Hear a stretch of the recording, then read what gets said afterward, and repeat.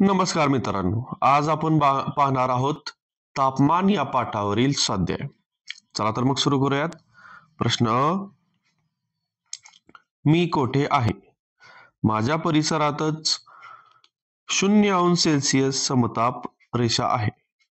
मी शीत कटिबंधातील परिसरात आहे. माझ्या परिसरातील सरासरी वार्षिक तापमान 25 अंश आहे.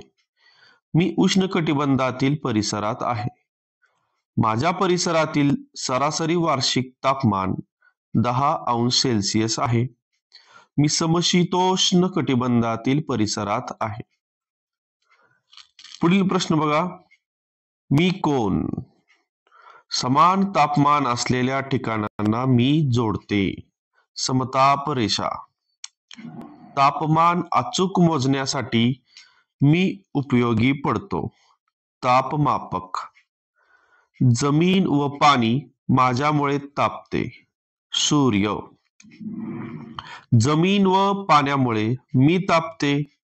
हवा. पुढचा प्रश्न बघा काय सांगितलाय. उत्तरे लिहा.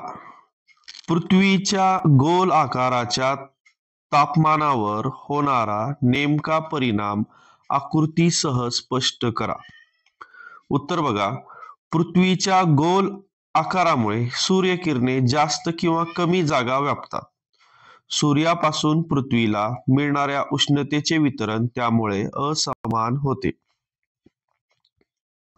0 अंश ते 23 अंश उत्तर व दक्षिण या पट्ट्यात सूर्यकिरण जास्तीत जास्त लंबरूप पडतात. त्यामुळे या पट्ट्यात तापमान जास्त असते. त्यामुळे हा पट्टा उष्ण पट्टा म्हणून ओळखला जातो.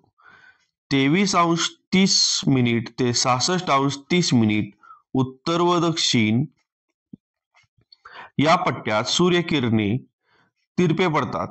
त्यामुळे या पट्ट्यात तापमान तुलनेने कमी असते. त्यामुळे हे समशीतोष्ण पट्टे म्हणून ओळखले जातात. 66 अंश 30 मिनिट ते 90 अंश उत्तर व दक्षिण या पट्ट्यात सूर्यकिरण अतितिरपे पडतात. त्यामुळे पट्ट्यात तापमान अत्यंत कमी असते. त्यामुळे हे पट्टे शीतपट्टे म्हणून ओळखले जातात. अक्षवृत्तीय विस्ताराचा तापमानाशी संबंध सांगा. पृथ्वीच्या गोल आकारामुळे सूर्यकिरणे जास्त किंवा कमी जागा व्यापतात. सूर्यापासून पृथ्वीला मिळणाऱ्या उष्णतेचे वितरण त्यामुळे असमान होते.